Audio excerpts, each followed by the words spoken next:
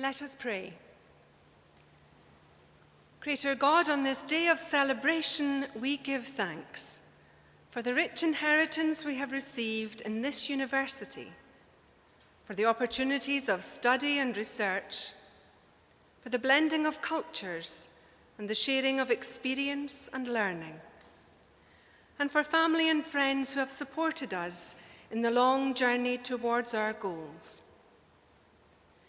Bless those who journey forth from here to their different places and countries of work. May they use their newfound wisdom and skill for the relief of suffering and the conquest of disease. May they use their gifts of knowledge and compassion to bring health and healing to those in need, building up the health care of all humanity. We give thanks for all our graduates. May they find great happiness in all that they do, and may the world be enriched by their generous giving in the service of others. Amen.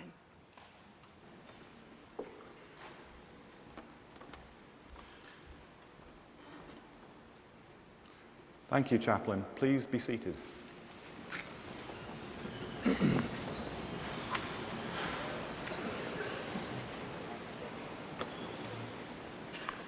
As Principal and Vice-Chancellor of the University, it gives me great pleasure to welcome you all to this last of our 6 graduation ceremonies of this summer season. And what a fantastic day it is today, not just for you because of the event you're attending, but also superb weather, and there's going to be a great atmosphere at the garden party later on. So I hope you've all had a great day so far and continue to do so. Now, you all have a very important part to play in our ceremony.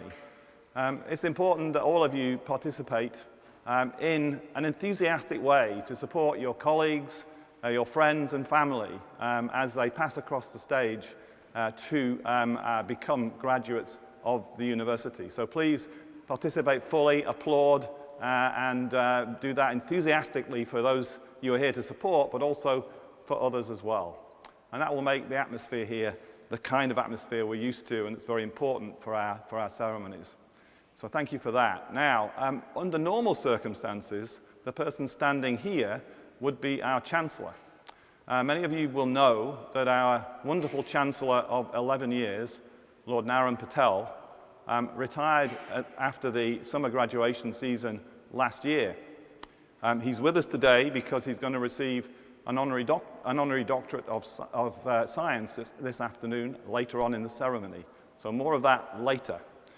But the good news is that we have appointed a fantastic successor to Naran Patel, Dame Jocelyn Bell Burnell.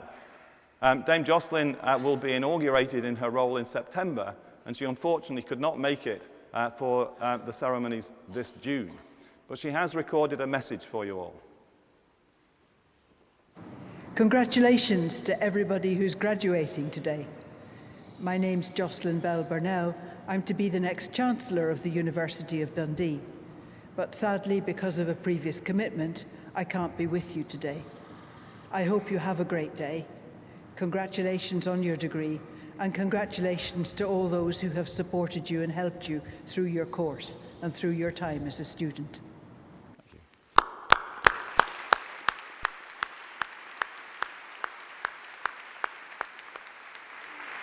I call upon Vice Principal Professor Carl Lydecker to address the Assembly. Carl.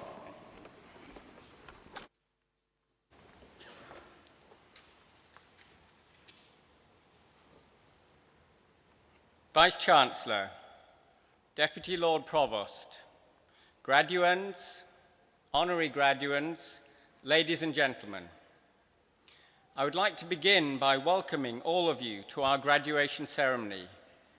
And to those of you who are here for the first time, can I extend a very warm welcome. We are honoured to be joined on the stage by the Deputy Lord Provost, Bill Campbell, and earlier in the week we were joined by the Lord Provost, Ian Borthwick. Their presence symbolises the strong partnership between the university and the city. No town versus gown in Dundee. Deputy Lord Provost, many thanks.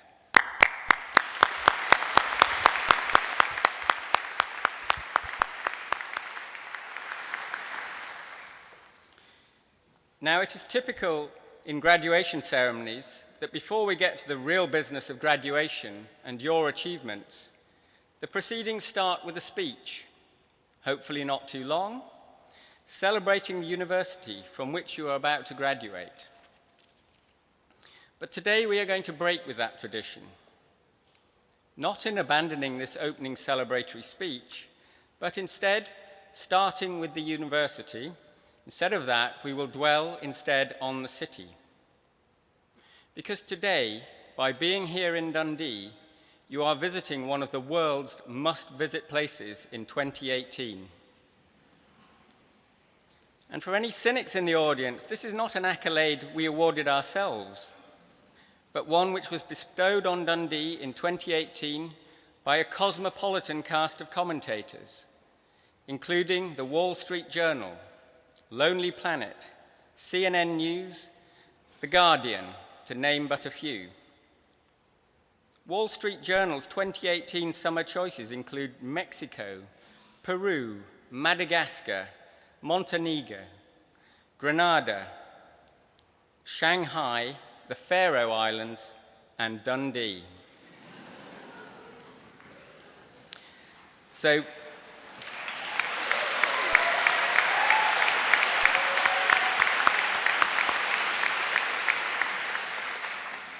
bask for a moment in being completely on trend for summer 18 and in one of the world's most sought-after locations. Much of this current excitement, of course, is focused on the imminent opening of V&A Dundee, the magnificent new design museum now nearing completion at the heart of the waterfront. What you may not know is that the idea of bringing this world-famous museum to Dundee was hatched at the university over a decade ago. And we are immensely proud to have worked hand in glove with local and national partners to make it happen. So as excited headline writers now eulogize the arrival of Bilbao on the Tay or the Guggenheim effect, it is clear that the V&A has the potential to help transform the city. And if the V&A is a very visible sign of transformation, coming down the track is a further landmark development with the power to complete the city's transformation. The Tay Cities deal is a transformation project for the whole Tayside region, a partnership attracting almost $2 billion in funding from government, public and private sectors, and able to realize up to 15,000 job opportunities. And the university's contribution to the Tay Cities deal is our innovation. So we will take some of our world-leading expertise in life sciences, in biomedical sciences, and forensic science, and translate that expertise into new products, new opportunities, and new businesses. That, of course, is what leading universities do. We take our knowledge, our ideas, and our commitment, and use it to transform lives. And very soon, after today's celebrations are over, it will be your turn as new graduates to start transforming the lives of others, taking with you all that you have learned from your teachers, from each other, and from a city itself undergoing a transformation. We hope that in your years at Dundee, each of you has tasted that sense of possibility, and that your time here at Dundee has equipped you to take your next step with confidence, to step out into the world willing to be bold, to be creative, and determined to make your own impact. So just before we get to that all-important walk across the stage, let me add just a few final words, not about the city, but about the university from which you're about to graduate. First, know that graduation is the most important day in the university's academic calendar. Seeing you, our new graduates, cross the stage after your years of hard work is a proud moment for us at the university, as it is for you and your family and friends here to support you today. As you move on, pause today to be proud of the choices you have made in coming to Dundee. You have chosen to study at one of the world's top 200 universities, our teaching and student experience are ranked one of the best in the United Kingdom. Last year, in the first ever official UK measure of teaching quality, known as the Teaching Excellence Framework, Dundee was awarded gold, the highest possible award.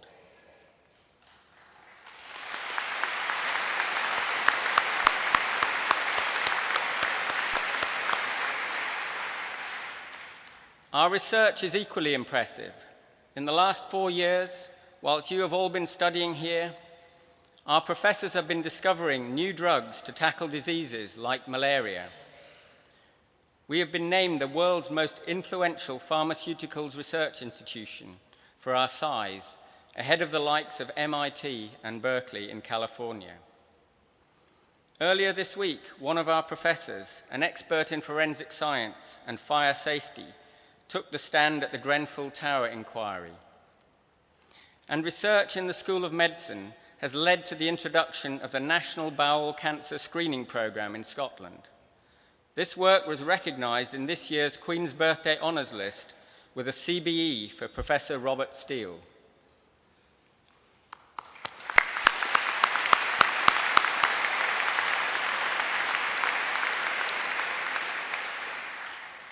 And like all great universities, we are global in our outlook. Our staff and students come from over 140 countries. That's nearly 3/4 of the countries of the world. And increasingly, we don't simply bring the world to study to Dundee. We take the Dundee experience to the world. We have learners working towards Dundee qualifications in North and South America, in Europe, Kenya, and in New Zealand. This year, we have launched pioneering partnerships across the globe with universities in China, in Singapore, and in Malaysia. More and more of our students spend time abroad during their studies. And if some of you are wondering, what's all this got to do with me? Consider this. This year, Dundee became the leading university in Scotland and amongst the very best in the UK for graduate prospects, based on the number of our graduates who go on to graduate-level jobs or further study. Every one of these achievements I have just recalled is rooted in the strong sense of community that we build on campus. Many of you will have experienced this for yourselves during your time with us, and we hope that you will continue to feel part of the wider Dundee family in the years to come. Let me end with our ask of you, our about-to-be graduands. When you cross the stage today, commit yourself to staying connected to us. Because at Dundee, community is central to who we are and the type of university we want to be for generations to come. Every one of you becomes today one of our global ambassadors. It's a lifelong membership. You should always consider this as your university. Take pride in that and share your passion for the university and your connection to the city in all the years ahead, even when the list of fashionable locations has moved on. After all, you will always be able to claim that you graduated the very year that the rest of the world woke up to the delights of Dundee. Today is a very personal accomplishment for each of you, and as you receive your degrees and then step out into the world as a graduate and ambassador for the University of Dundee, know that we, your university, its staff and students, and your fellow graduates, wish you the very best for the future. Thank you, everyone, and many congratulations.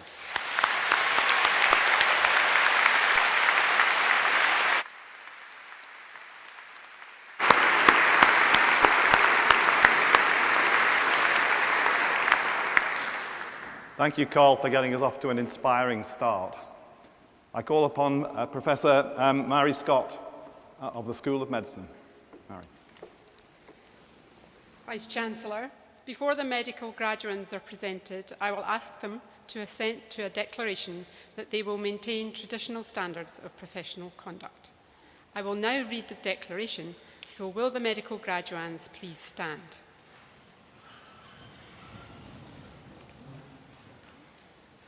I solemnly promise to use, to the best of my knowledge and ability, the art and science of my profession for the good of those under my care, and to make the preservation and restoration of their health my constant aim.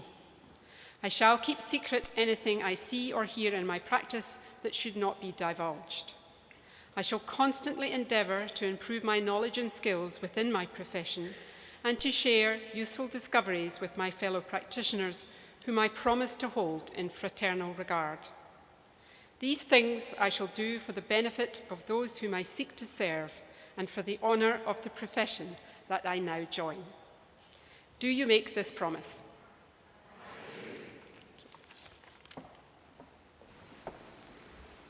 Please be seated. And thank you for that. I call upon the Dean of the School of Medicine, Professor Gary Myers. Now, Gary is the Dean of the School of Medicine, but he's announced his plans to retire shortly. So this will be his very last graduation ceremony and his very last chance to call the medical students across this stage. He's been a great asset to the university over many, many years, and a great friend to me and a great colleague. So please would you join me in thanking Gary for all his work on behalf of the university.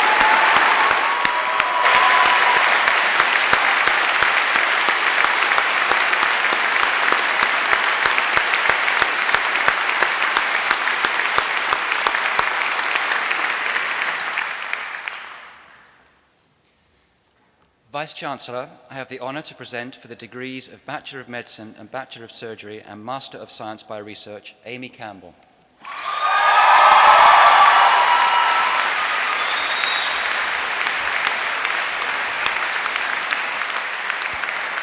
And for the degree of Bachelor of Medicine and Bachelor of Surgery, Louisa Adam.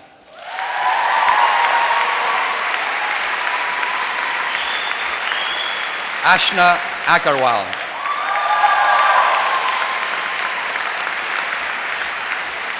Lareb Ali.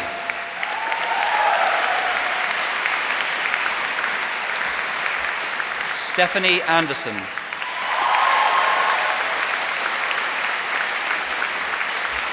Catherine Annandale.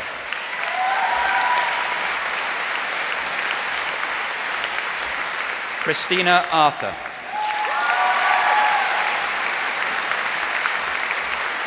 Laura Barry.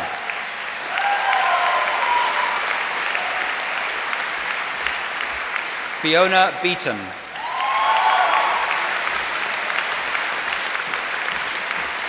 Karen Belch.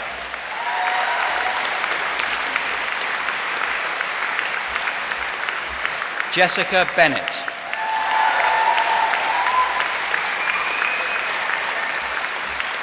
Noor Ain Binti Moideen.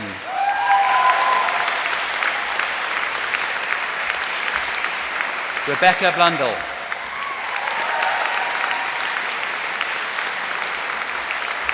Samantha Bobroska.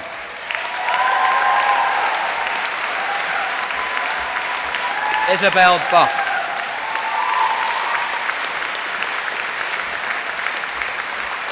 Pamela Brody.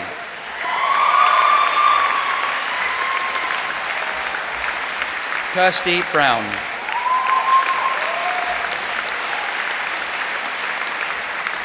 Rebecca Brown.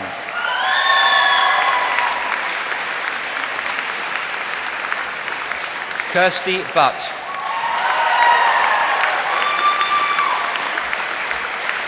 Kathleen Clare.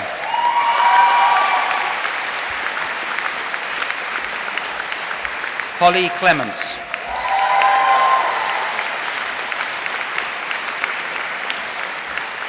Kirsty Coombs.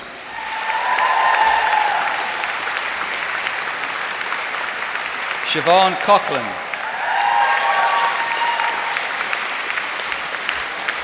Fraser Cullen.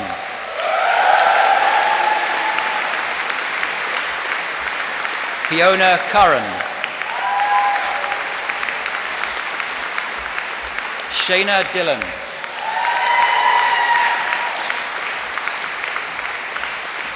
Neve Doran.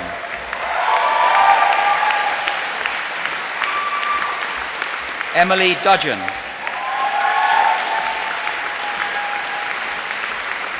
Sarah Duff.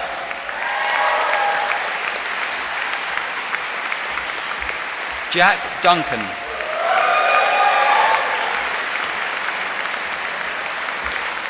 Catherine Duncan.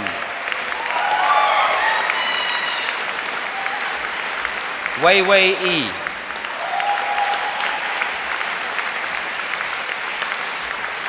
Rachel Elmore.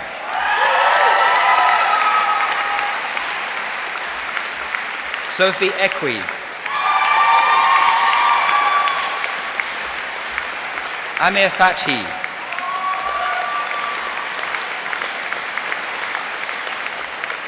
Rachel Ferguson.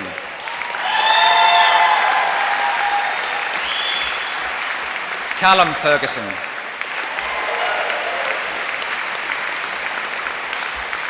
Deborah Forbes.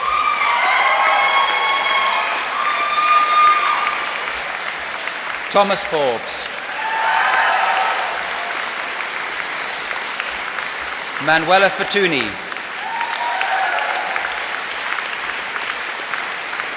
Sean George.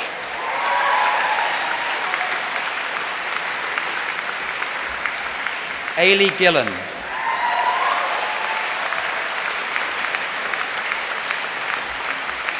Claire Gilmore.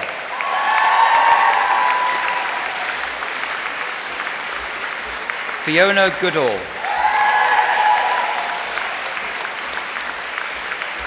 Callum Gray.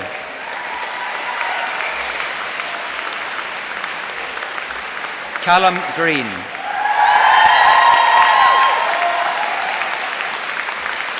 Natasha Hadfield. Joshua Hall.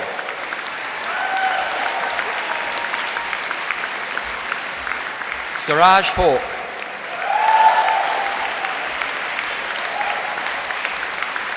Elizabeth Hayden.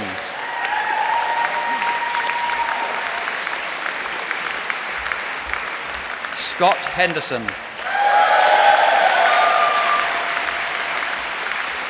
Sophie Henderson.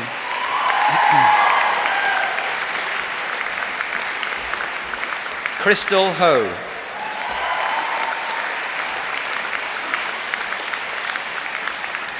Monica Hitteris.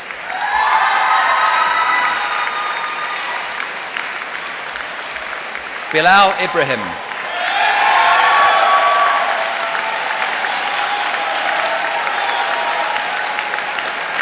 Wasila Ibrahim.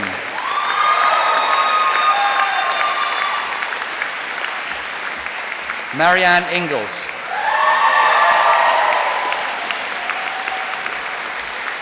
Caitlin Irvin.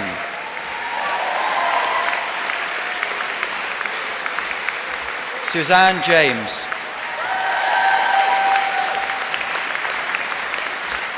Colette Jones.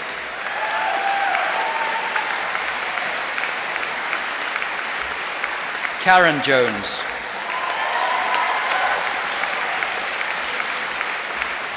Carl Carlin.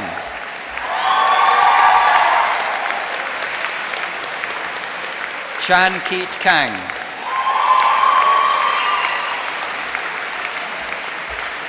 Satonye David West.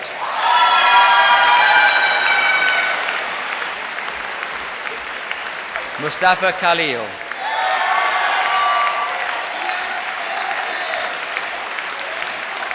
Jong Wei Kaur.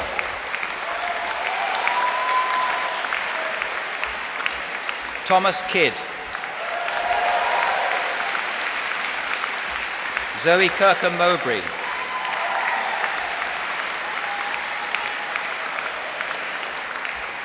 Adriel Kwek Ju Wen.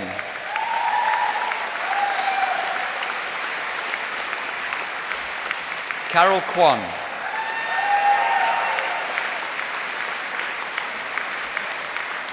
Andrew Lamb.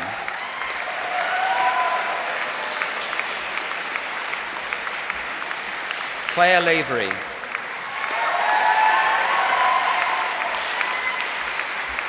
Alison Lim.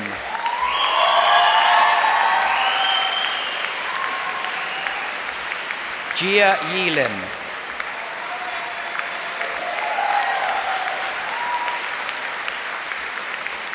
Matthew Little. Eleanor Lynch.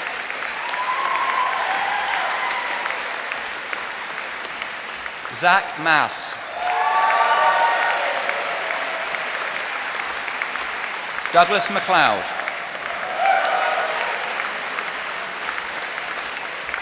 Rory MacLeod.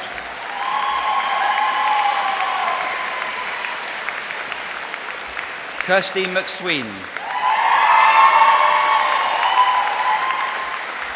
Amanda Mahabagay.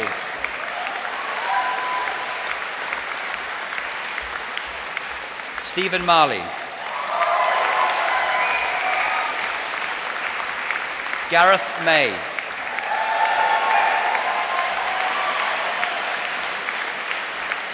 Kennedy McCaig.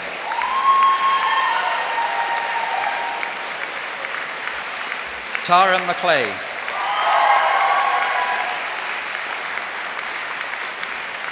Marcus McLean.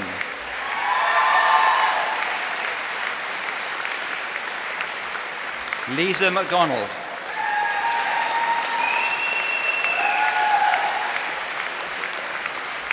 Christopher McGinley.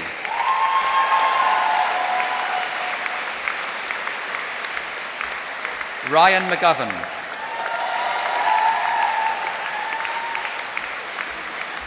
Andrew McGowan.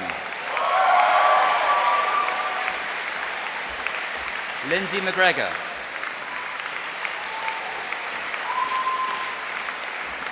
Connor McIntyre.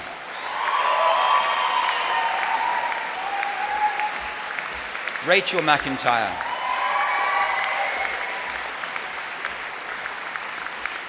Katie Mackay.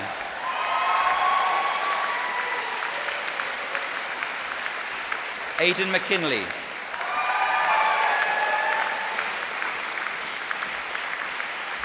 Neve McMahon.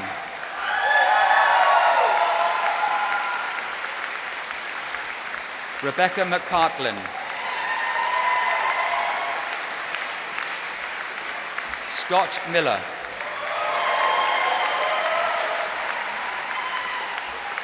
Claire Milne.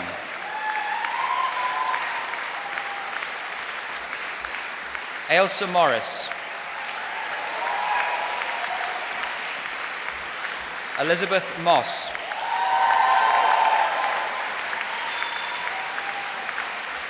Adam Murray. Maya Nawaz.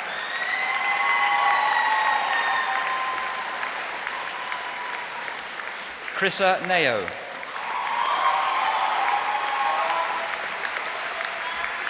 Jessica Ung.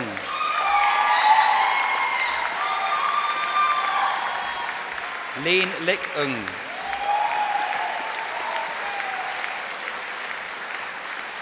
Un Hui Ung. Taron Ung Se Yuan.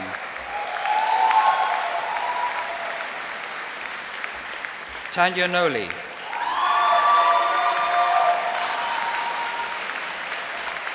Ross Norris. Alexander North.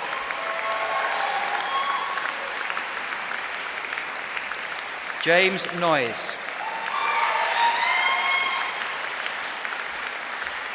Joanne Nugent.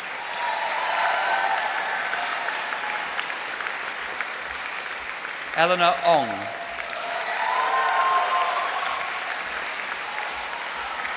Emily Ong.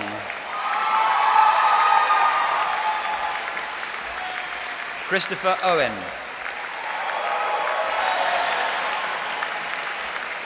Fraser Patterson.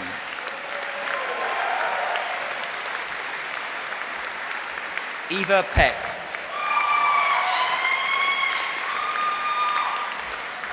Harris Penman. Colette Pickard.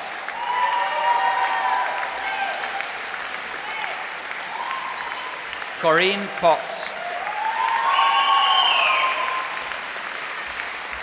Gursunil Power.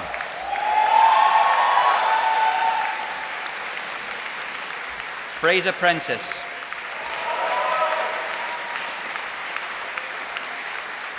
Zoe Pritchard.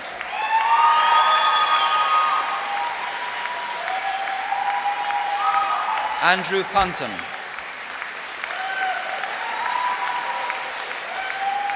Jen Ying Kwak. Iona Robertson.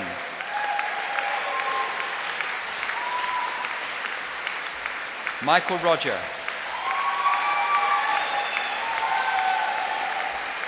Emma Roditi.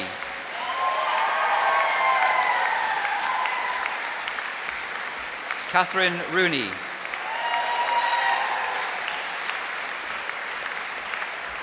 Sarah Roxburgh.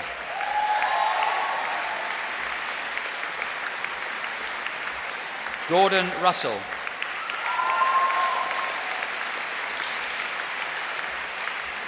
Catherine Scott. Yon C. Darshanan Selvaraj. Rebecca Shaw. Richard Shemilt. Ailey Simpson.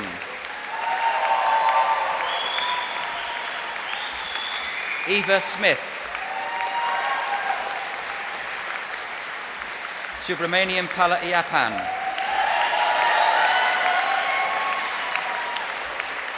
Sean Spruill. Emma Stanhope.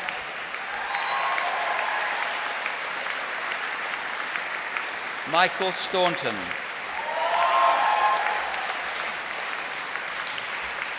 Jenna Stewart.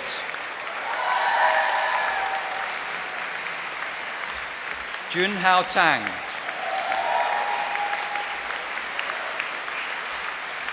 Ki Wai Tan.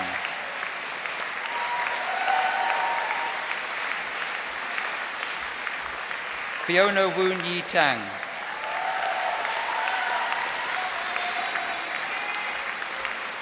Yi Sheng Neil Tang. Alison Thompson.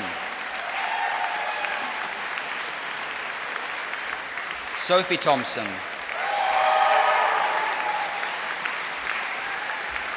Hannah Todd.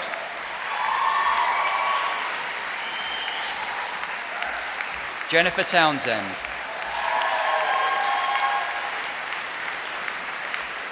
Roma Varia.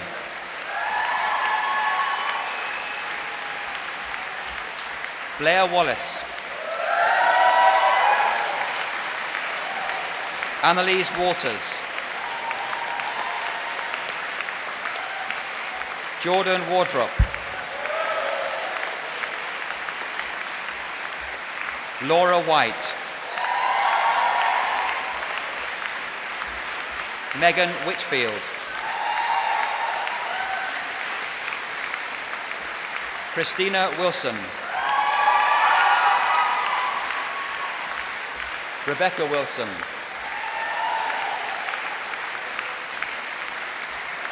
Jeremy Wong.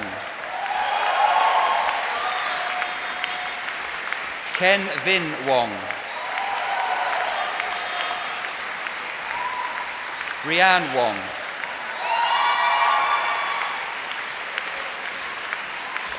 Jia Yi Yup.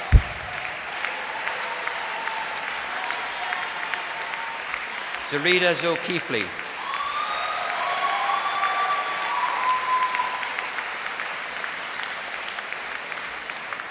And for the degree of Bachelor of Medical Science, Sean Coyle.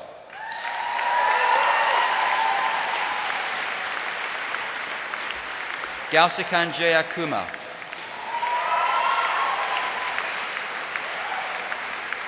Amelia Johnson.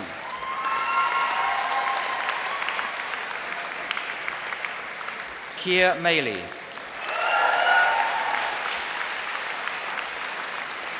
Christopher McHaffey.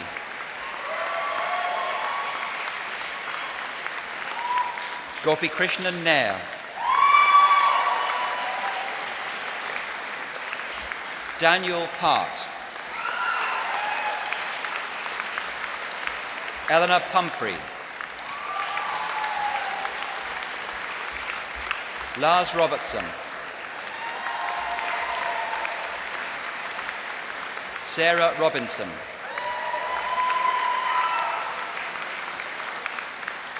Seamus Barker,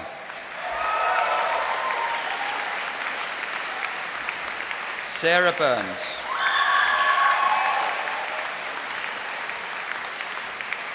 Kirsty Farker,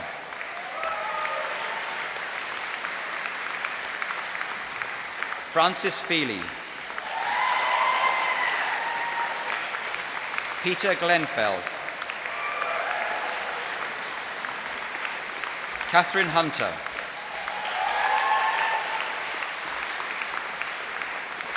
Hamish Matthews,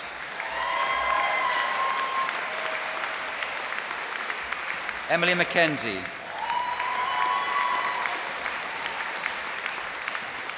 Callum Sreenan, Jeremy Telford, Alison Young,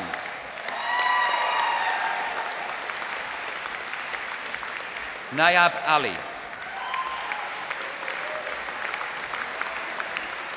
U Balram,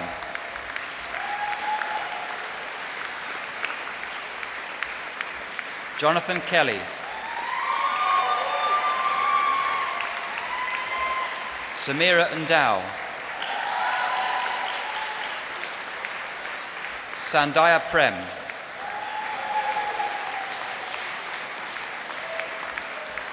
Camilla Cumming,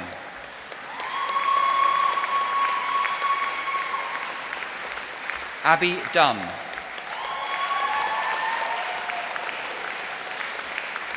Joanna Lowry,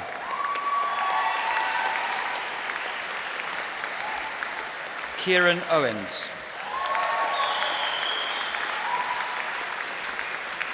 Kyriaki Christou, Pavithran Maniam,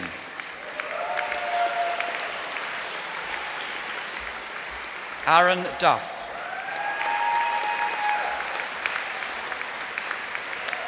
Caitlin Elliott, Caitlin Finnan,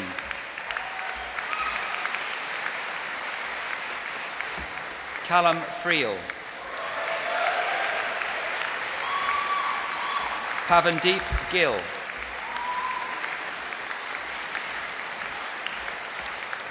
Rachel Logan,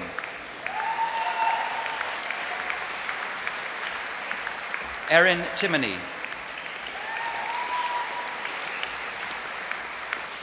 Anya Tolman,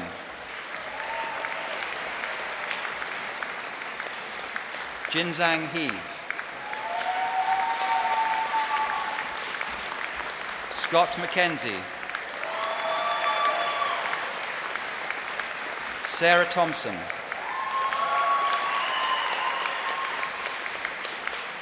Jennifer Bond,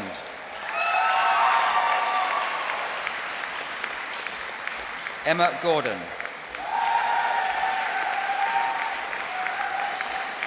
Chloe McSherry, Joseph Quintoy, Ellie Scott Gray,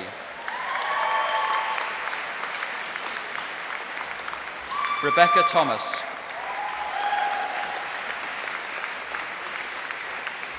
Lindsay Wallace, Jasmine Moore, Mark Smith, Harriet Gregg,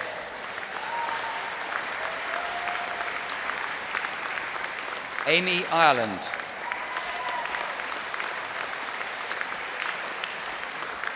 Ailey Martin,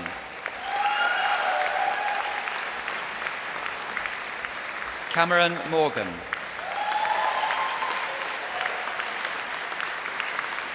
Darcy Wilson.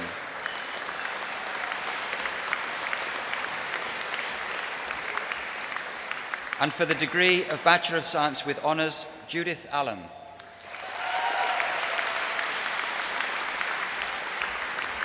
Amy McGregor.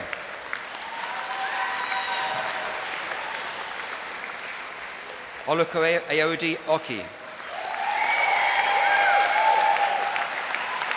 Lindsay Patterson.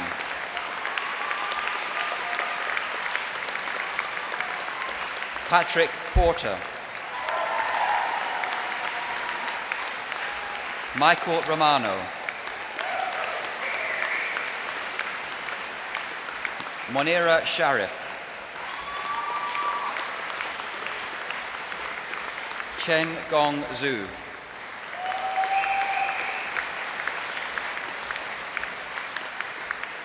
And for the postgraduate certificate in medical education, Gregory Fickett.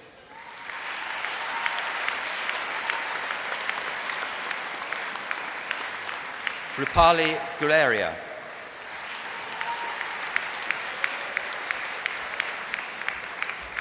Maureen Williamson.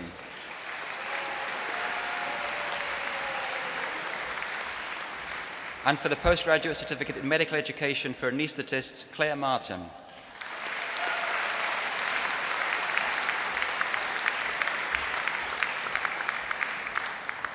And for the postgraduate certificate in medical education for surgeons, Kohila Sigamani.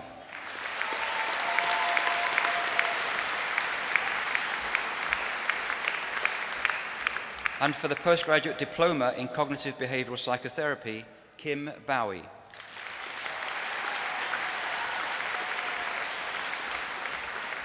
Heather Ireland.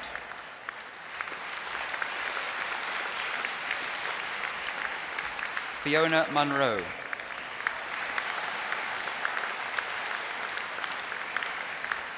Mithokozisi Undalavlu.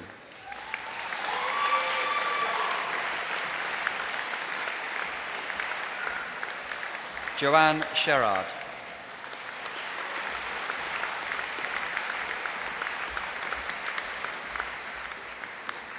And for the postgraduate diploma in medical education, Russell Ahmed.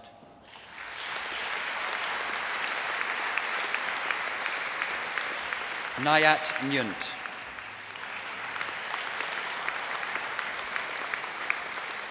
Jayanta Sama.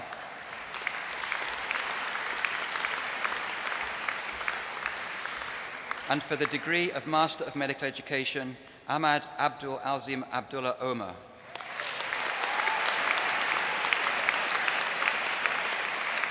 Rachel Allen.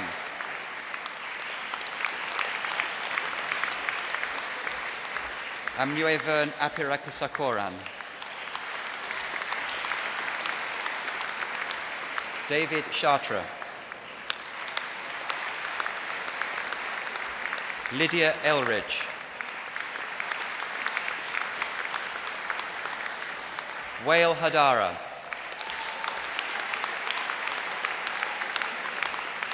Neil Harrison.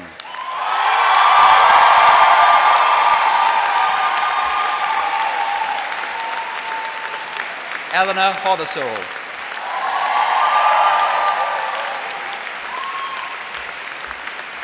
Afnan Koja.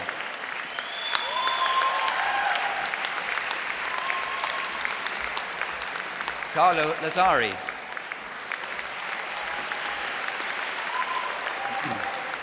Krishna Rejmi.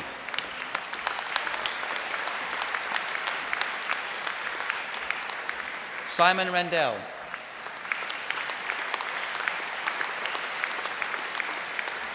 Henry Reynolds.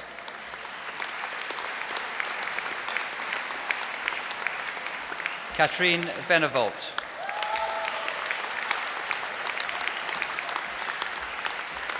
And for the degree of Master of Orthopaedic Surgery, Siddhartha Gupta.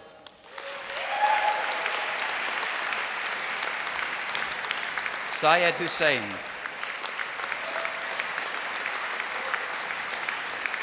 Antarish Wagner.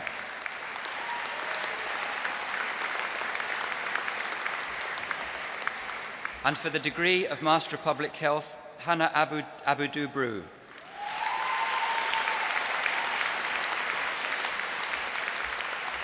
Katerina Eck. Chiamaka Joku.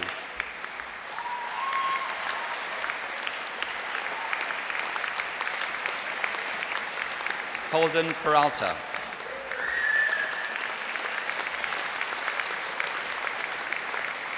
Jalila Tio.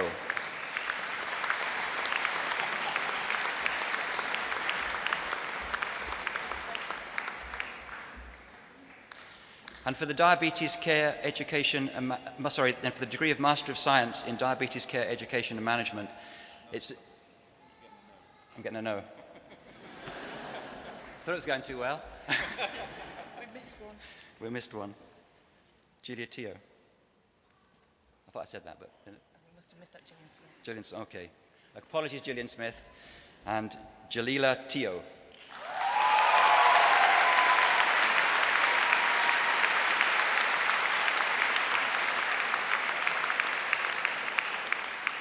Okay, so take two. And for the degree of Master of Science in Diabetes Care Education and Management, it's really a great pleasure that we're able to welcome Mohammed Faraj, who had managed to get a visa and arrive in the UK today to receive this award. So congratulations.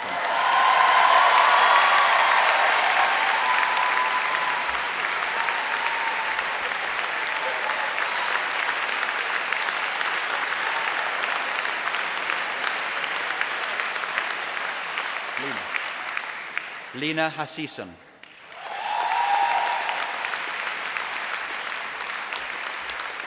Fraser Anderson.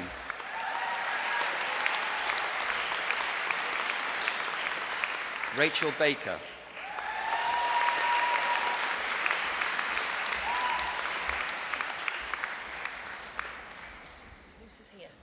Lucy's here.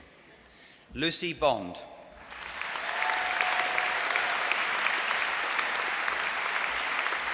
Rachel Cross. Adele Donaldson. Nikki Duncan.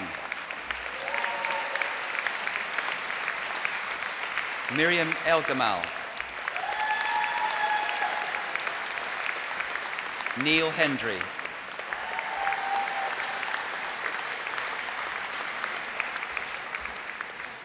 Kerry Hustings.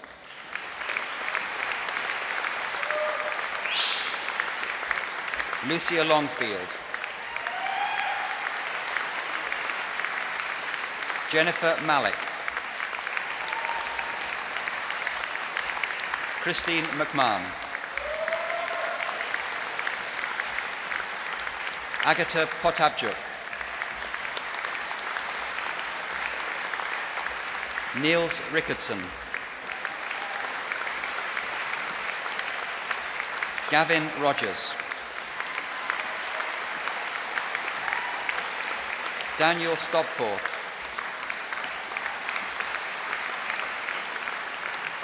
Alistair Thompson. Lisa Thompson. Carrie Valentine. Fiona Walls. Lindsay Ward. And for the degree of Master of Science by Research, Simin Wu.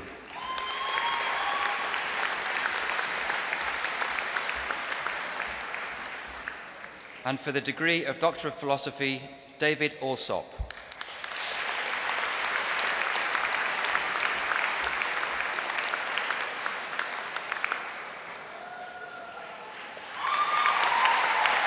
Simona Golbinate.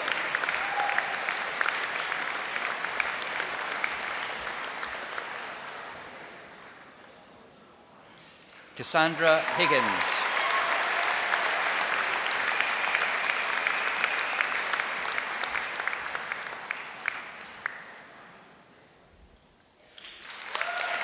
Ivela Ivanova.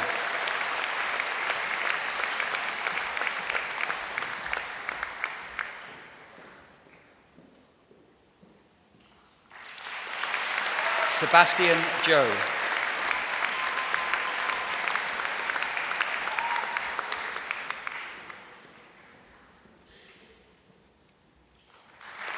Gemma McGregor.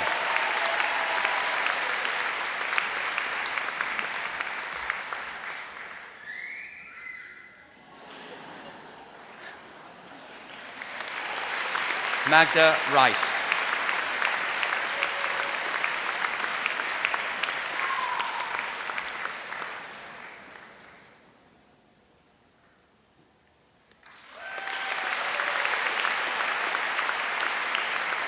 And finally, Vice-Chancellor, I have the honour to present from the School of Social Sciences for the degree of Master of Laws, Temitope Abiudin.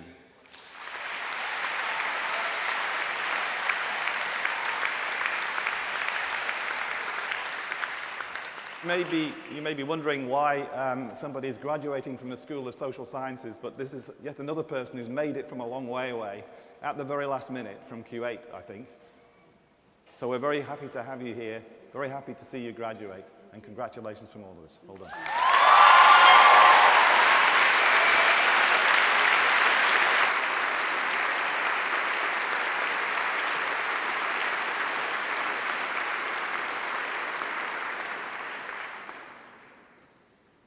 So before I call upon the Vice Principal, there's one other acknowledgement I want to make and a small gift to give. Not only is Gary retiring shortly, but so is his wife, Joy Myers. Joy is with us today, and she graduated 35 years ago from this university and will be retiring as a consultant in child health. So we thought we'd give her a little gift to commemorate the occasion. Would you come up, Joy, please?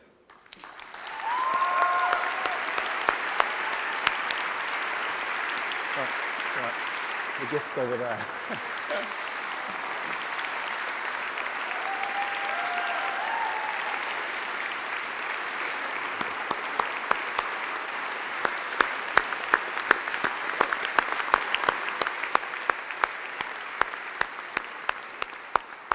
I call upon the Vice Principal.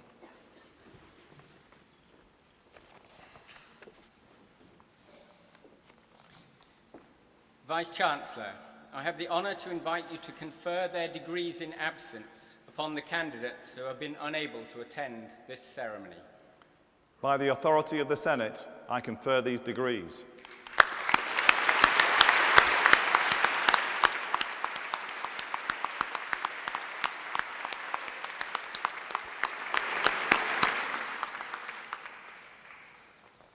Now, we've reached a very important moment in the ceremony, and I think that this might go very well, given what we've already witnessed in the hall today.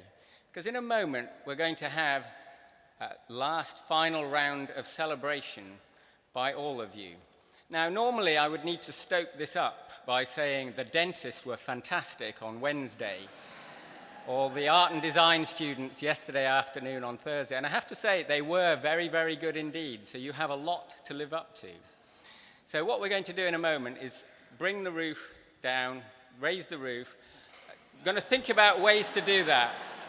Well, the reason I say that, you know, I was in an earthquake in California a few weeks ago. And I think that given what we've already witnessed from this tremendous audience today and the graduands, now graduates, that we're in for a special treat, a special celebration. Just a word of advice. You'll find that in making the maximum amount of noise possible, a bit of stamping of the feet on this floor really works wonders. Try anything you like. We've had the babies. Go for it. Let's have a last final celebration for all of you. Congratulations.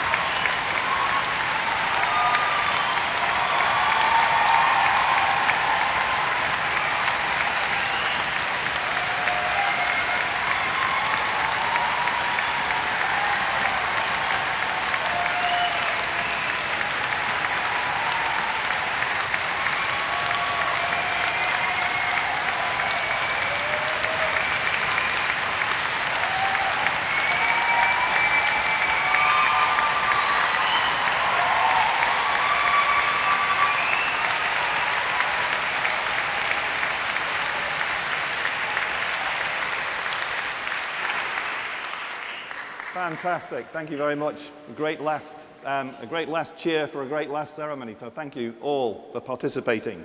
I now call yet again upon Professor Gary Myers to present, this time, the honorary graduate for the degree of Doctor of Laws. Gary.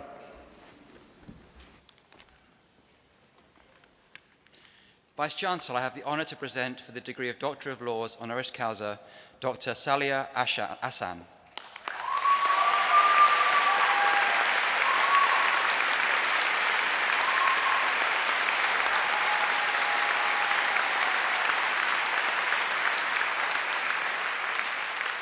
Salia has developed a unique career as a doctor, humanitarian, filmmaker, journalist and broadcaster, perhaps best known to many of you through her appearances on the BBC programmes Trust Me, I'm a Doctor and The One Show. As a journalist, she specialises in reports of suffering from war zones, which she has produced for outlets across the national media. However, it is the path that she took to forge this career that makes Salia a remarkable person. Born and raised in Essex, the daughter of two teachers, Salia studies in what she describes as a not particularly aspirational inner-city comprehensive school. She then decided to study chemistry at Salford University. It was while she was there that she made her first forays into radio journalism, but having developed a love of the outdoors through the Army Cadets, at age 25, decided to join the Army. She went on to serve with the Royal Army Medical Corps and became the first British Muslim woman to graduate from the Royal Military Academy Sandhurst as an Army officer.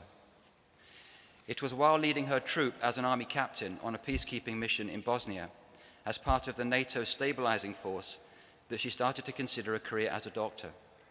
She describes witnessing some awful scenes of trauma, but being struck, in her words, by how calm and fantastic the medics were, performing amazingly to save lives.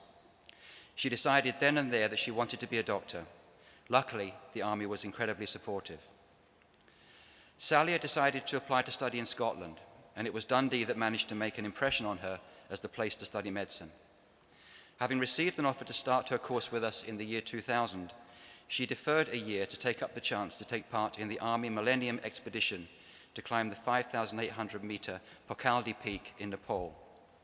Also during this year, she pitched an idea to Channel 4 to travel to India and Pakistan and spent 5 weeks there recording interviews with the Kashmiri Mujahideen. After gaining exclusive access just weeks after 9/11, she presented a BBC 5 live special report from a Mujahideen training camp in Kashmir and produced the documentary Dangerous Journeys. I think you will agree, not a typical gap year, but one which was set to typify Salia, her life and her work. So Salia started to study medicine with us in 2001. She was keen to remain creative during her time in Dundee and continue her passion for storytelling. In 2002, at the time of the Second Palestinian Uprising, she became aware of the twinning of Dundee with Nablus. Sponsored by the British Film Council, she spent her summer in Nablus making her first independent documentary film. Its focus was doctors working in Palestine, and particularly how they defied curfews to go out and take life-threatening risks to treat patients. Salia describes going out and about in Nablus on her own, shooting footage and later editing with the help of the master's students from our own Duncan of Jordanston College of Art and Design. The film had its premiere at Dundee Contemporary Arts. Also during her time as a medical student, Salia returned to Bosnia, where she had served with the army, again with her camera, and filmed for a charity supporting conflict recovery. In 2006, Salia crossed this cared-for stage to collect her medical degree, a moment which she describes as life-affirming. After graduation, she stayed in Scotland for her foundation years, working in both Glasgow and Edinburgh. She then moved to London to work in emergency medicine, which led her to a current role as a clinical fellow in pre-hospital emergency medicine in Bangor, North Wales. In 2011, she gained a master's degree in international rights and humanitarian law from Essex University. This has given her greater depth of knowledge for ongoing projects related to access to healthcare in conflict and the use of secret evidence within the British justice system. I've already mentioned some of the reporting from war zones that Salia has undertaken, but in addition to pursuing her career in medicine, this important aspect of her life and work continues, both from a journalistic and humanitarian perspective.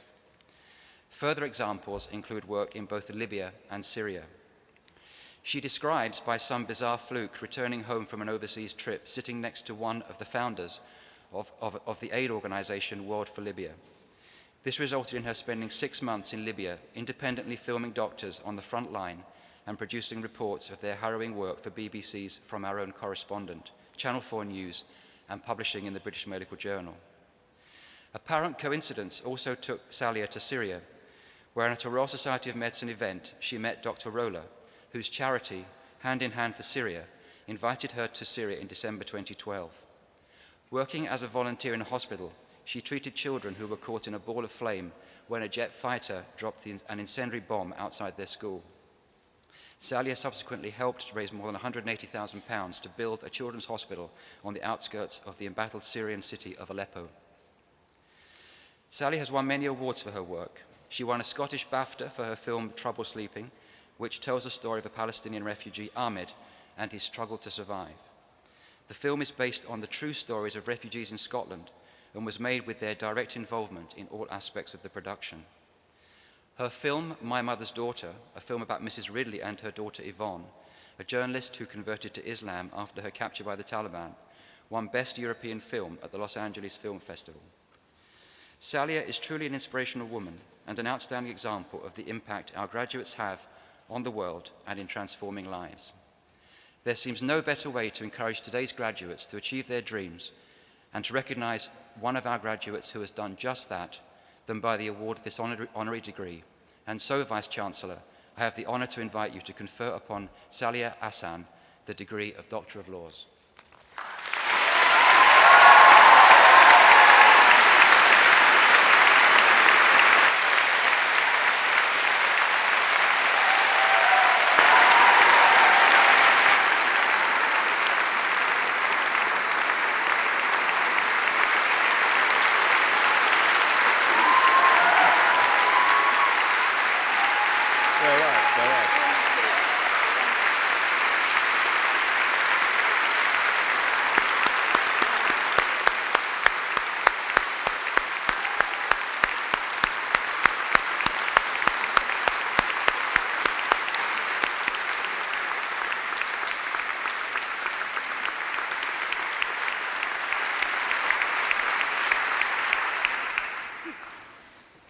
Forgotten what I have to do now. Oh, yes.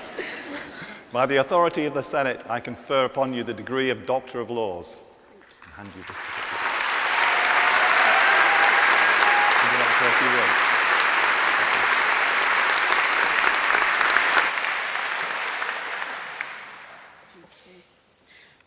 Wow. I'm going to compose myself. I'm going to try not to cry. Thank you. Thank you very much indeed to Professor Myers with his extremely generous and kind account of my work and reading. I'm blown away by the detail that you were able to find, things that I'd even forgotten I'd done. So thank you. Thank you. And also to Professor Downs, who has been an incredible supporter of things that I've done and in recognition, recognizing things that I didn't realize deserved recognition. So thank you. And it's even more special to have this today because both Professor Myers and Professor Downs retiring, it's our loss, I think, definitely. But the legacy that they leave and the dedication that they've demonstrated to Dundee, they leave a hard act to follow. I also want to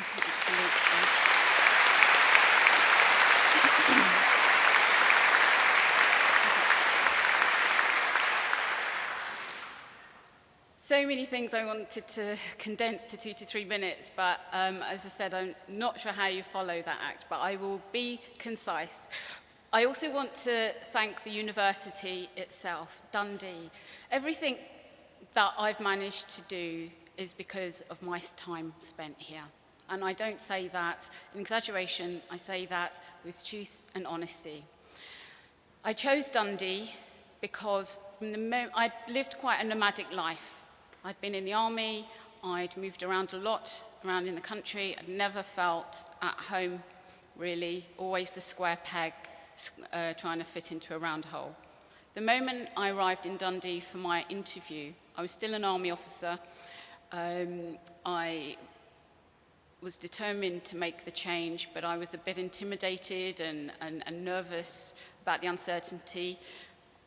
It meant being a 30-year-old first-year medical student, starting from scratch again, giving up living in the officer's mess, having command of up to 60 soldiers, being the boss, going back down to being on the grassroots. And I was nervous. But the moment I landed here at the airport and went for my interview, I felt like I had come home. And that is a feeling that I've never felt anywhere else. And I'd never been to Dundee before. But the warmth and the acceptance for who I am and who I was at the time and what my ambitions were, I'd not felt anywhere else. I then had an amazing 6 years. Challenging, definitely challenging. The adjustment to going from, as I said, an army officer to student was a difficult one I didn't anticipate as to how challenging it would be. And I did struggle in the first year, very much so. But it was thanks to the support I received from the legends of Dundee University at the time, whose names I'm hoping you'll still remember, Dr. Grant Leslie, and Dr. Nick Part, who were monumental during my first year. Their support and guidance through that year, and actually saying to me on my wobbly moments, we really want you to do this. We know you can do this. And I remember that, and that was 2001, and this is now 2018. So Dundee is very special. It's a beautiful city, it really is, and I think it was a well-kept secret, now no longer, because the world knows about it, so try to enjoy it for a few months more before everyone else arrives. But it is a beautiful city. I never tired of looking at the view of the Silvery Tay, ever. It always felt like home, and every time I come back, it feels like a homecoming. So much so that I've decided to relocate back up here. So my next job after Bangor, they don't know yet, will be up here. I've decided it's happening. Yeah.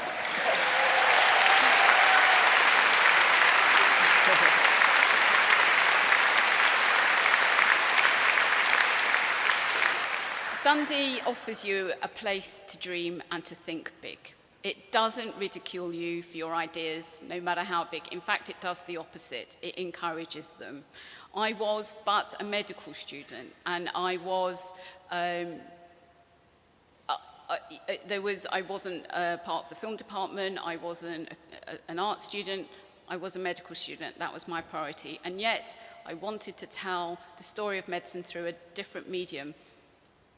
And I was supported 100% by both the medical school and the art college to produce a piece of work that is still, despite all the other things that I've done since in terms of the media and film, that moment of making that joint film across schools in Dundee and screening it here and having an event and everyone being part of it is possibly one of my most proudest media moments, and it's even more special that it happened here.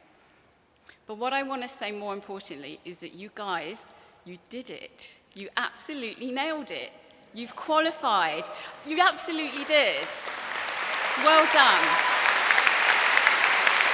Superb. Friends and family, aren't they amazing? Mums, dads, brothers, sisters, aren't they amazing? Yeah? Aren't you proud? I've got to say this.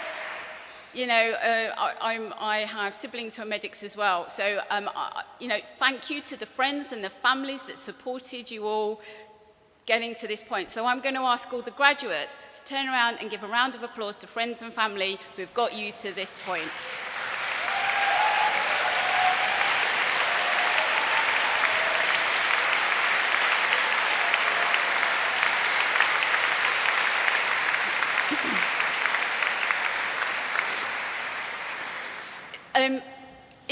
Probably one of the most hardest speeches I've had to think to write, because I feel that this is an incredibly important moment.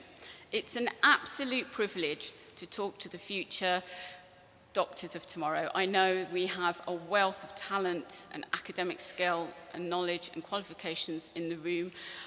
I applaud you all.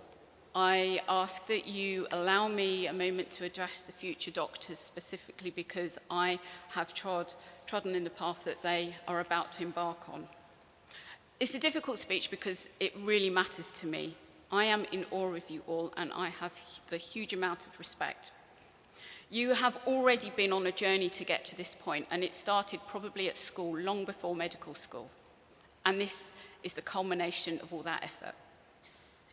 Ahead of you, you have a clean slate. You have the empty pages of a book. And it's the book that will be the story of your career from today. And you're about to start filling the pages, patient by patient, experience by experience. Volume 1 was getting to this point. You're now about to start with Volume 2. Your characters will be the patients that you meet, the ones that are out there. And I remember sitting in the audience myself in 2006, and a thought struck me. My gosh, there are patients out there, people out there, that I will one day be looking after. And they're there out there now. I haven't met them yet, and they haven't met me. But there will be some way that our paths will cross. And that's the same for you now. But don't be intimidated by it, embrace it. It's a beautiful profession. So there will be patients who will become the characters of your storybook. There will be the patients that you save. There will be the patients that you lose, despite all your best efforts. And there will be patients that you offer relief to from the simplest of techniques that you've been trained and taught here at Dundee. You'll also have the other characters, and they'll be the families and friends of the patients, the ones that you console, the ones that you explain complex, scary procedures to, and the ones that you offer comfort to. And then there are also the colleagues who you will work with along the way, and they will also be a fundamental part of your career and your story. And they will form you and shape you. Many have formed mine. There are so many things that I could not have done without them today. Through my career, I would not be here today without them. I remember as an FY1, one of the most important things a registrar, who is now consultant in gastroenterology in Edinburgh, told me as we were standing by the bedside, and he said, "You are going to be the patient's best advocate. Never forget that. No one will fight for your patient in the way that you will. You will fight for the scans, the blood tests, the imaging, the consultations, the referrals, in a way that no one else will, because you know that patient. Never forget that." And I have never forgotten that. And I wanted to pass that on to yourselves. And that has stood me in good stead. Wise words from a really amazing doctor that taught me that. I can't leave this moment without saying something special or referring to the NHS. And that was another reason why this was so difficult. The NHS is 70 in a couple of weeks' time. I'm a passionate believer in the NHS, as I'm sure all of you are too. It's been a privilege to serve with the NHS. A thought struck me. You're at the beginning of your careers. In 30 years' time, many of you will be consultants running your own departments. In 30 years' time, the NHS will be 100 years old. What will it look like then? And I think for yourselves, the future doctors, we have entered challenging times, and we know that. And I think the way that you will work within the NHS is probably going to be different from the way that your predecessors did. And your added responsibility, should you wish to take it, is also not only to fight for your patients, but to fight for the NHS as well.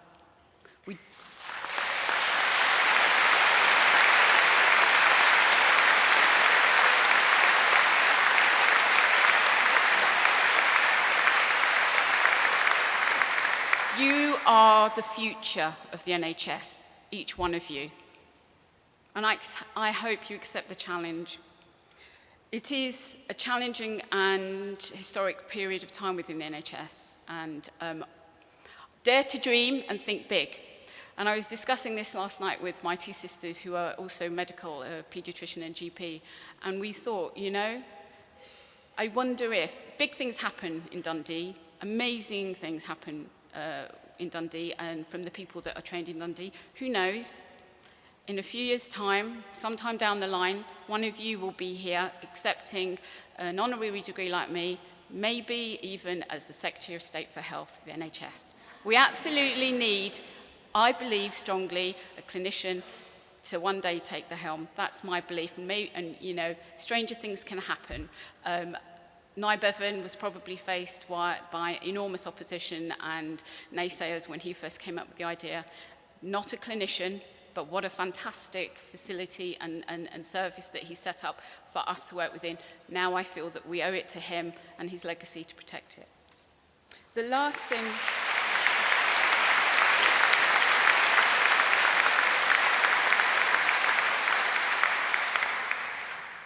The last thing I want to say, the most important thing, and I've left it to the end, is I want to talk about kindness. Kindness. I want you first and foremost to be kind to yourselves. What you are about to start, the journey you're about to commence, it's challenging, it's tough. It is one of the toughest things that I've ever done. And I would never change it for a minute for anything else. It's been an enormous privilege from the day I started, the pursuit of knowledge to help those that need you, the sick and the injured, and using your knowledge that you've accrued to help them beats everything else that I've done, hands down, that Professor Myers talked about. The day when I'm on shift in A&E, another registrar on the shop floor, those are the days that count for me still, and that's why I continue to do it. And that will never fade. And I know that you will experience that yourself and know what I'm talking about when you have that moment. And remember this moment. So be kind to yourself. I'm going to tell you things that you need to remember to do. Eat, sleep, pee, clock, repeat. Make sure you go to the loo. Absolutely. Don't go for a shift without having the loo breaks. Make sure you eat, you sleep, you pee, clock, and drink. 5 things, you can do that. You have to be kind to yourself. Take the breaks. Don't sacrifice yourself at the altar of caring for others. Care for yourself first. Care and be kind to your colleagues because they will need you as much as you need them. Absolutely remember to be kind to your colleagues. And because of the kindness you will have to yourself and to your colleagues, you will then be kind to your patients. And our patients are why we do what we do. They are your teachers, they are the people that will leave their mark with you, and they are the reasons why we do what we do. Thank you, and good luck.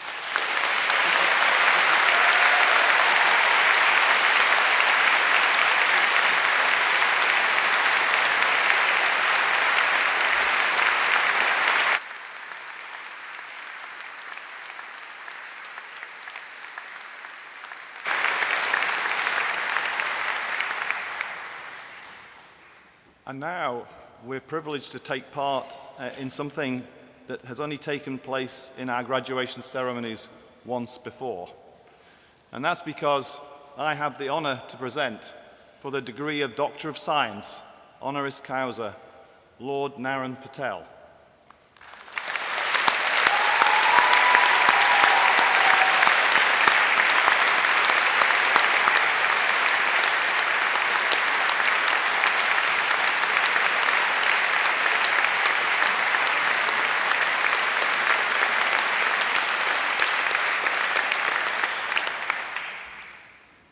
When he retired as our Chancellor last summer after 11 years in the role, I said that Lord Naren Patel's contribution to this university could not be overstated. And in the few minutes I have now, I won't even get close to capturing everything Naren has done for us, but I'm going to try anyway.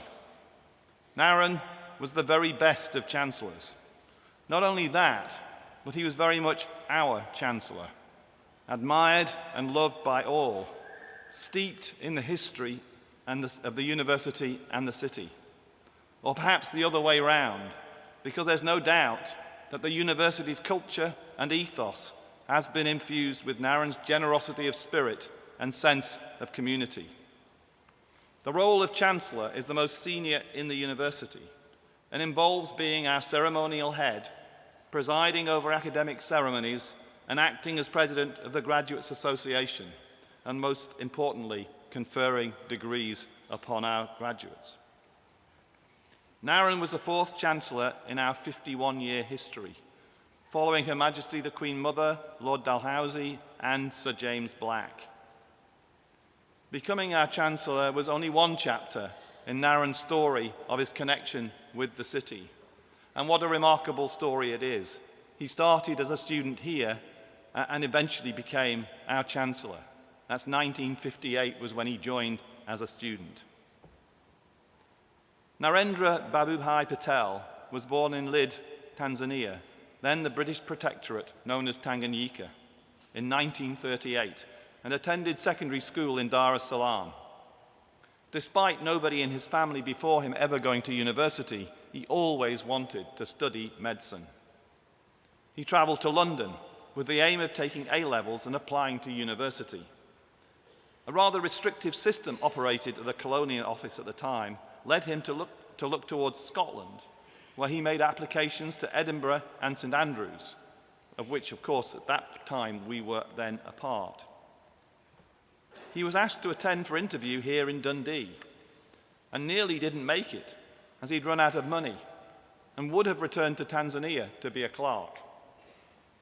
He was lucky enough, though, to be lent the money to stay and then made his way here. As I've said, this was 1958, and Narren was then not yet 20. He received a conditional offer that if he passed his A-levels, he could come here to study medicine. At that time, medical students at St Andrews either did 6 years over there, 6 years here at what was then Queen's College Dundee, or 3 in each. But Narren spent all of his 6 years here in Dundee. He has hardly left since. Over the course of his studies, he developed an interest in obstetrics and gynecology. Following graduation in 1964, he worked in surgery in Penzance for a year before returning. That was the start of over 30 years working at hospitals in Dundee, including Maryfield, Dundee Royal Infirmary, and Ninewells. Narren met his wife, Helen, a fellow medical graduate, while they were both working in Maryfield Hospital in 1968. They married in 1970 and had 3 children. And, as very often, Helen is here today in the jury box watching this occasion. So I'd like Helen just to stand up, and I'd like you all to acknowledge her role in our university.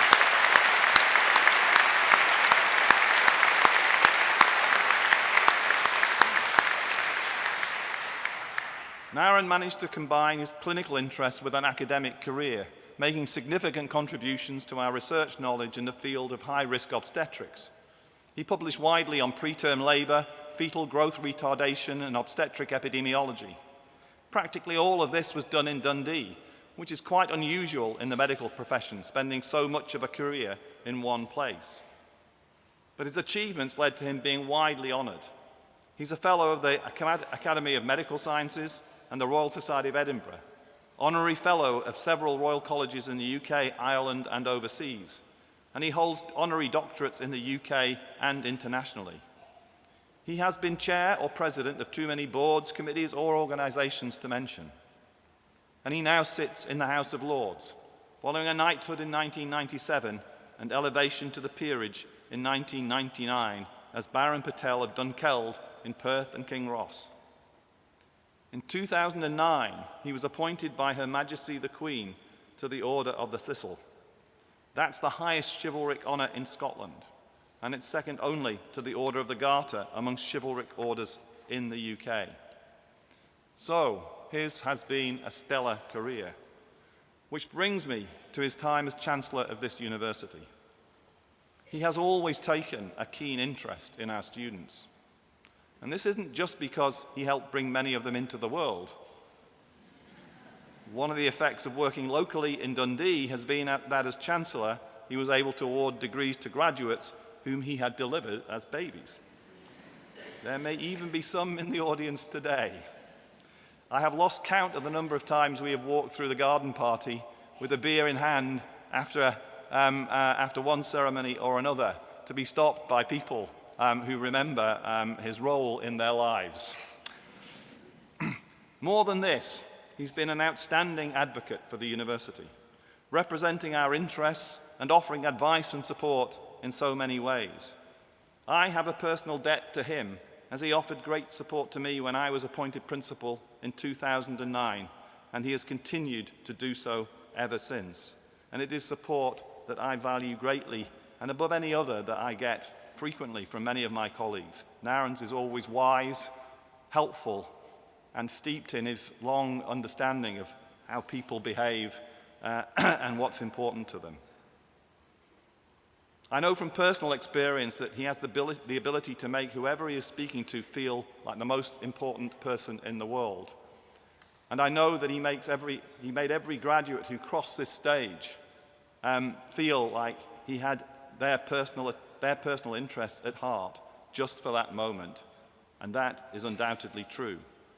He made these graduation ceremonies an extra special occasion, always lightening what is a formal event with his good humor and his streak of mischief. He's a little wee devil, as they say around here, while retaining the correct protocol and sense of occasion. He added that extra warmth to our graduations and emphasized the sense of a celebration for the whole university community. These are qualities which have now become firmly embedded in how we approach this important event and which suffuse the spirit and ethos of the university itself. I can't count all the times he has thrown something entirely unexpected into these ceremonies, and I fear today might be another one. Allowing new graduates, for example, to pause for a selfie with him on the stage. I'm not encouraging that, by the way. Or calling on our honorary graduates to do an impromptu performance of some sort. Now it's his turn. He has kept our entire team, who organize all of this, constantly on their toes. Asking our events team to conduct a secret mission to steal a rock from the site of the V&A Dundee under cover of darkness on the eve of graduation to present as a gift to an honorary graduate is but one example. Now, this is where it gets competitive, because one thing that Naren missed, one great opportunity to add humor and interest to the ceremony occurred, probably it was either in the first or second year of my time as principal. In the middle of the ceremony, a graduate or a graduand walked onto the stage, accompanied by a guide dog. They walked across the stage towards the center, inexorably fixed upon their objective. Steadily they approached the middle. Everybody who knew Naren on this podium, on this stage, were whispering to themselves, "Cap the dog. He's going to cap the dog." He didn't cap the dog. Imagine my good fortune then, when this morning, for the second time only in my time as principal, a graduate walks on the stage with a beautiful golden Labrador by her side, her guide dog, and walked exactly the same way towards the center of the stage. I had the cap. I knew what to do. And we now have our first canine graduate. So that's also, if you like, something I learned from Naren. Now, the ability to combine ceremonial traditions of graduation with this wicked sense of humor, natural warmth and generosity is the recipe that makes these occasions so special and joyful for all who take part. And it brings to mind to me the words of one of our former honorary graduates, Seamus Heaney, who described this university as a place having its head in the clouds and its feet firmly on the ground. Naren conferred a remarkable 52,641 degrees during his time as Chancellor. I'm sure he knew that number. He's described it as one of the happiest of his life, and it certainly brought many happy moments to us and to your predecessors as graduates in this hall. In his own words, Dundee was the making of Naren, In return, I would say that Naren has done so much to make Dundee, the city, and the university what it is today. For people who achieve great things in their lives, there are many paths to greatness. Many are attracted to places where greatness already exists, where perhaps they feel they deserve to be, and where perhaps also they can add further lustre. Naren has taken the opposite path, building greatness around himself, and in so doing, helping to make the university and the city a great place. The award we are giving to Naren today is Doctor of Science. And as I said at the start, it is only the second time we have given this award, the other being to Sir James Black, Naren's predecessor as Chancellor. It is the highest honour we can give, and it is richly deserved. So, I can't say the normal words because it's me doing it. So, I have the honour to confer upon Lord Naren Patel the degree of Doctor of Laws. Science. Huh? Doctor of Science, you said law. Thank you very much. I'll do it in a minute. I knew I was going to do that. I'm like, I told you I was going to do that.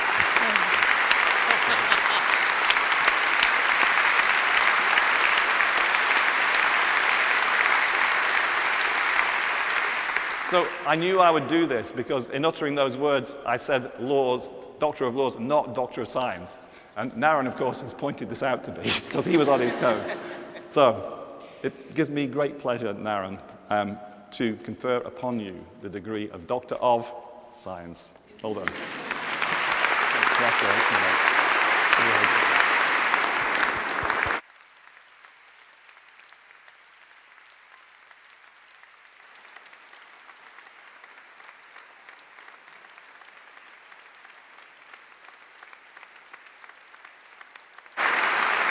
I expect you'd like to say a few words. Oh, I might. I got the book. But first of all, can I say, Vice Chancellor, I thought you were never going to stop.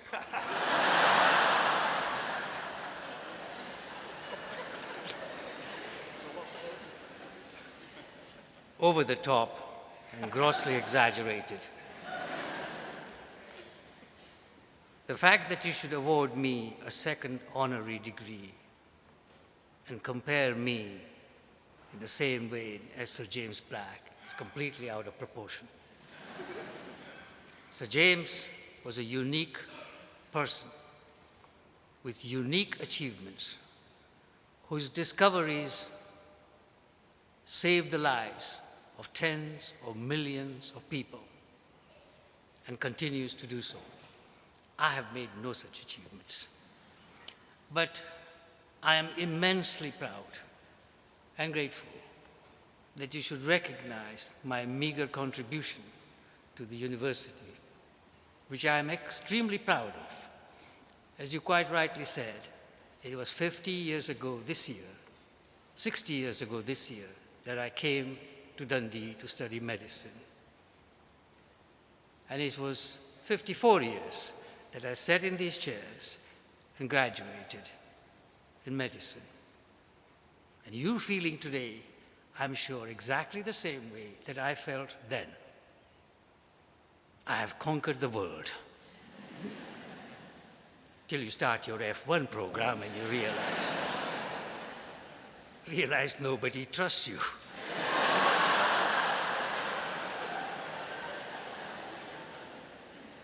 You're quite right, Vice Chancellor. When I was asked to be the Chancellor of this university, I thought that was the highest honor this university could award me. I enjoy every moment of those 52,000 and something cappings. It was always a pleasure. The fact that we were able to do dignity and dignified things together with have fun was the hallmark. I never believed that graduation should be something that you do and then you forget. Want to everybody, families, friends, but particularly the graduates, remember their graduation. And I hope you'll remember this one. You will in a minute. Why? So, Chancellor, my Chancellor, also have to say to you that as you retiring later this year, what you have achieved for this university in the time you have been Vice Chancellor is immense. This university, as we heard from the Vice Principal, Professor Ledecker, is now regarded extremely highly in the world, and is number 2 in the world for universities 50 years old, which is a remarkable achievement. And that's your contribution to the university that will be remembered. Thank you.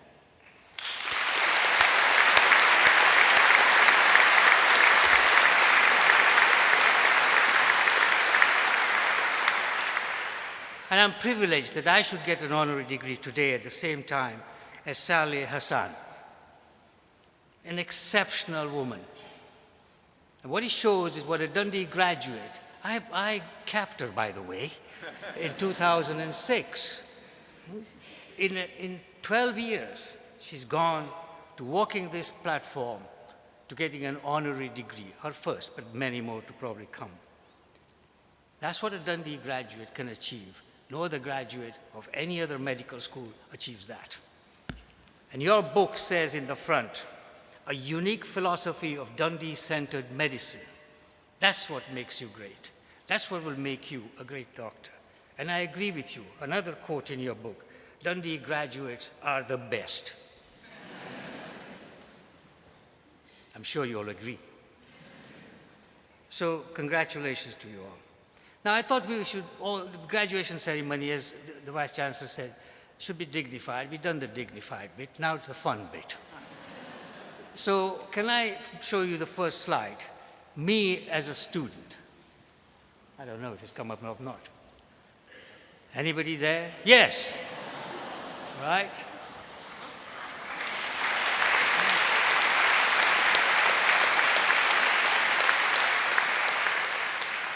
That was a picture in my yearbook, and I have your yearbook in my hand. The next one, please. That was my graduation day.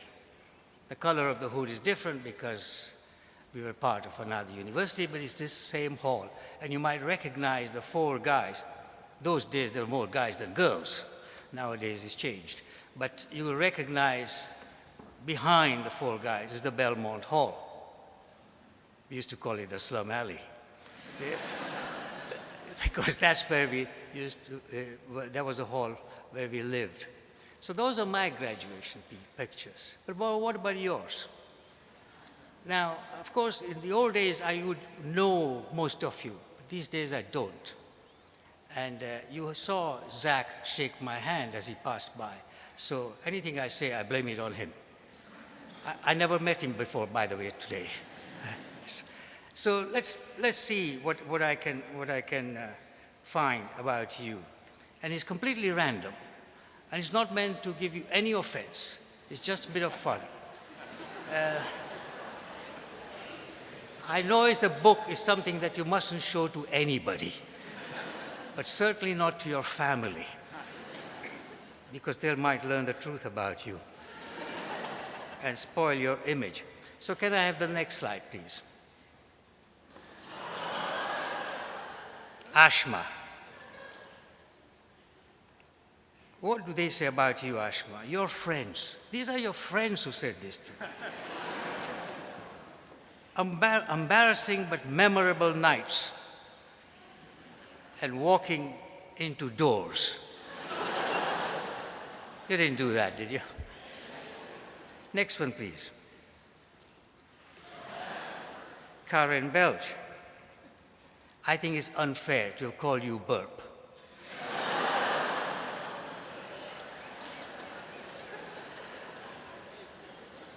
But I was intrigued that the whole class has felt your lymph nodes.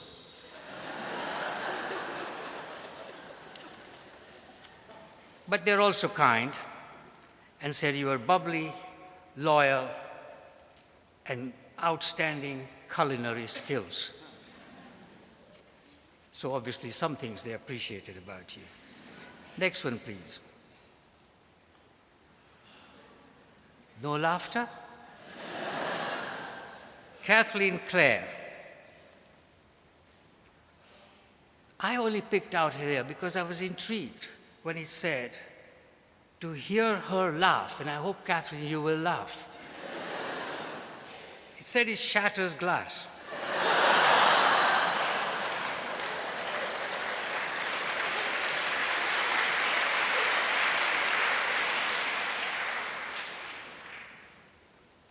But really, I was taken because it said, you like to work in a care home and make friends with the elderly. I volunteer.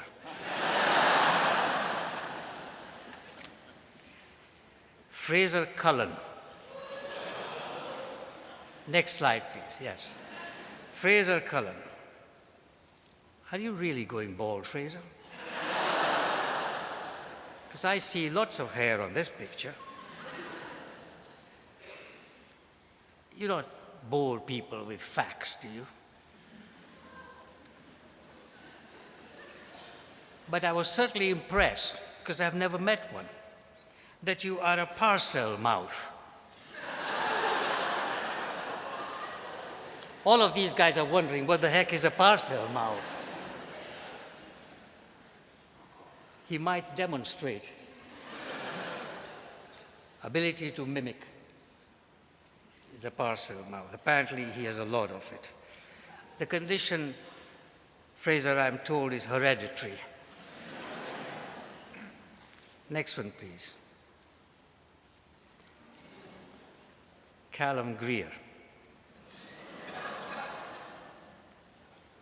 With smooth and silky, have I got the wrong slide?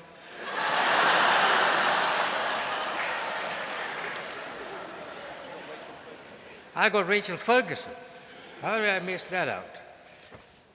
Yes, Rachel, I'm sorry. Known for your sense of humor, baking sound chili, but that wasn't what struck me. What struck me was I couldn't understand why. Nudity.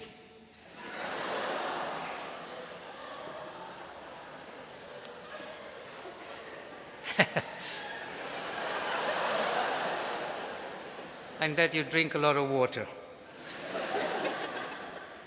Now I think I got it right. Next slide, please.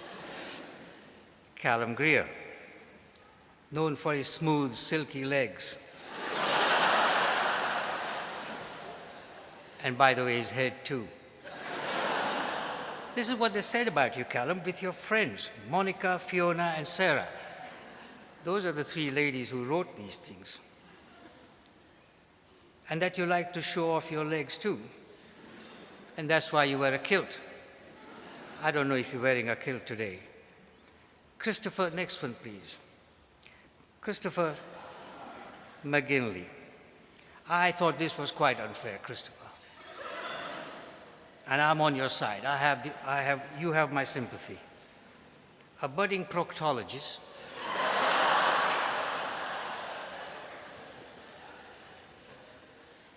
I don't really want to say the next bit.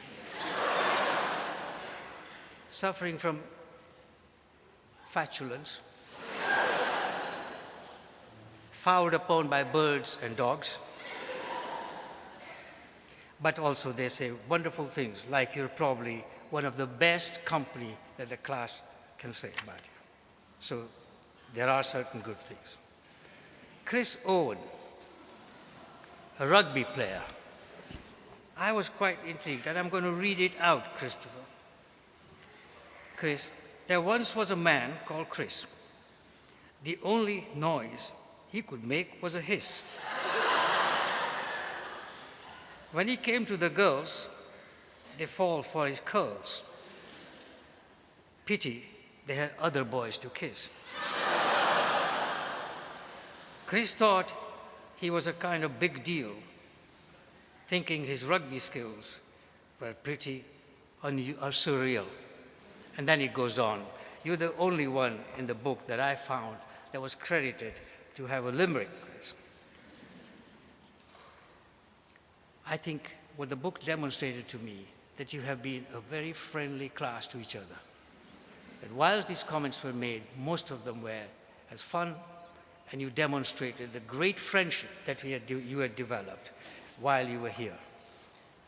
Next one, please. Some of the pictures were quite remarkable. Blair and Katie. I don't know what you were trying to offer, Blair, to Katie there. And I thought that the caption ought to be hopeful.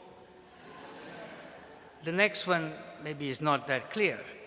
I think is Karen and Kate and Sean.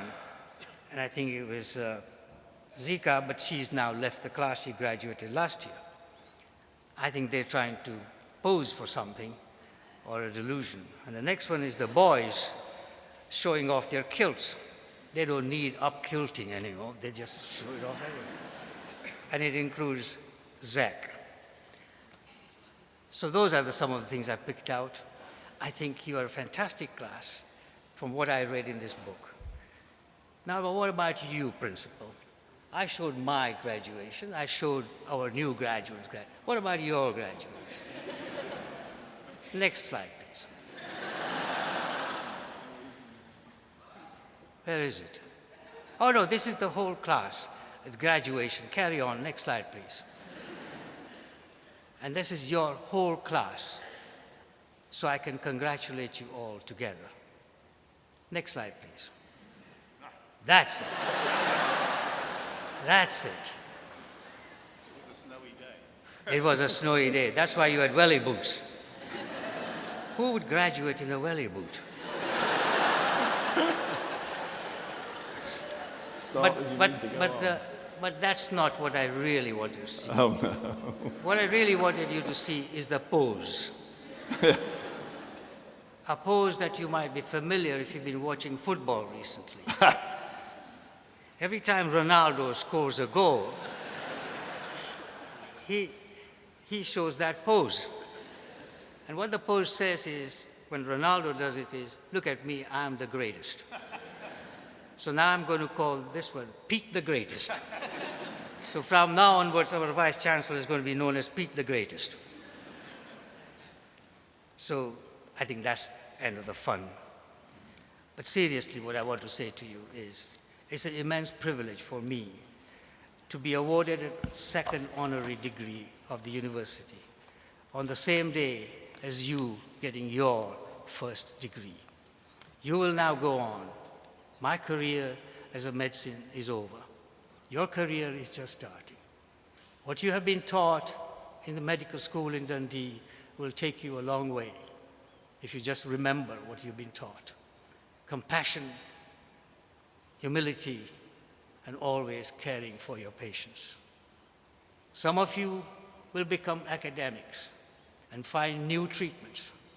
Some of you will find new ways of caring for people. Some of you will become specialists. Some of you will become generalists.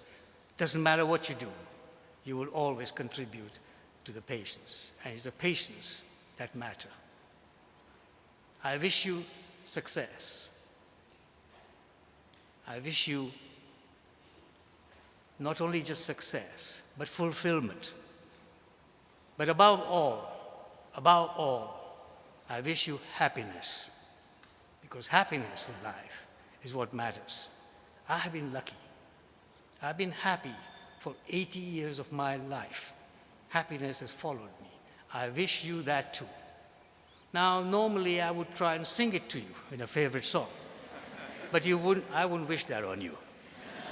But I hope I could do with a soundtrack. Can we play the soundtrack, please?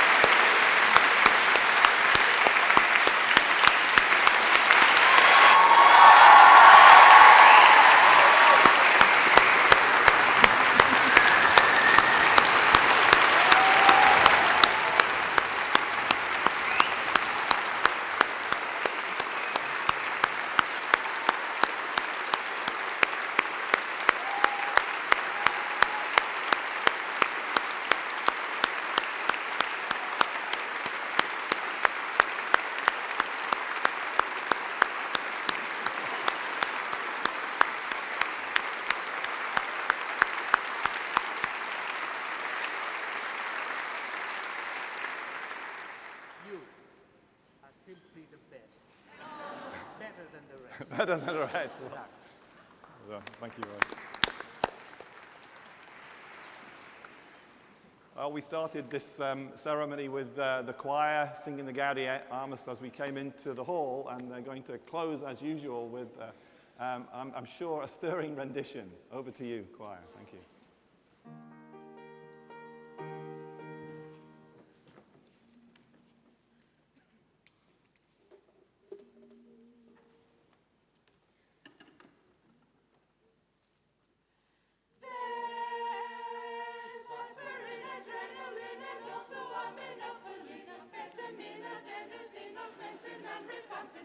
Amoxicillin, penicillin, heparin and warfarin, estrogen, progestogen and canesten and chloroquine.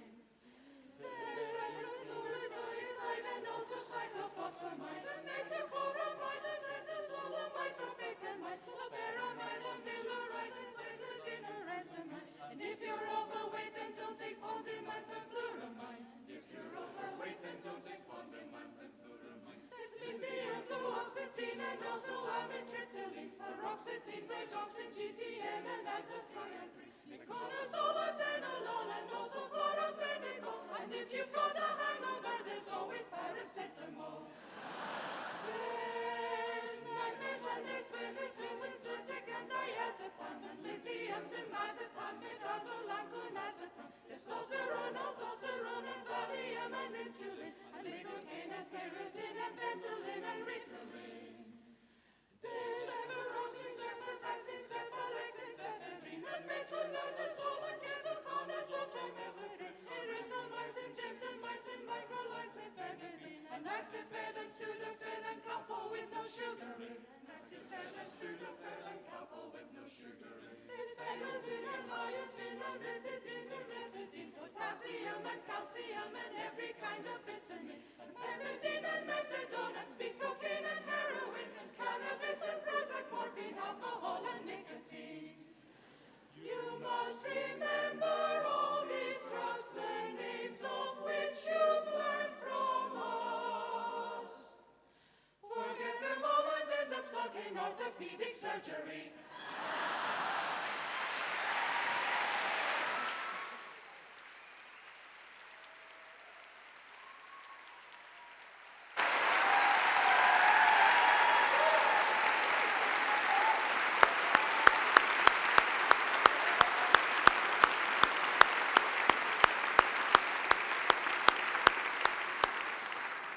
We always bring Graham Stevenson up to the front after 6 ceremonies and the great songs of the choir. Graham is our director of music, and he's done a fantastic job with the choir, but of course the choir performs so brilliantly, and it makes such a great occasion of our ceremony. So thank you very much. He doesn't like to do this, A, because he's shy, and B, because he's now got to run rapidly to get back to the organ so he can play us out. So off you go, Graham, but thanks very much.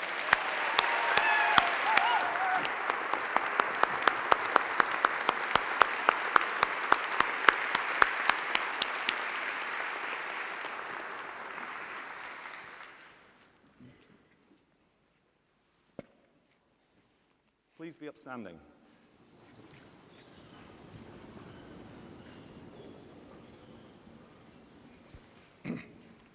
I declare this academic ceremony closed.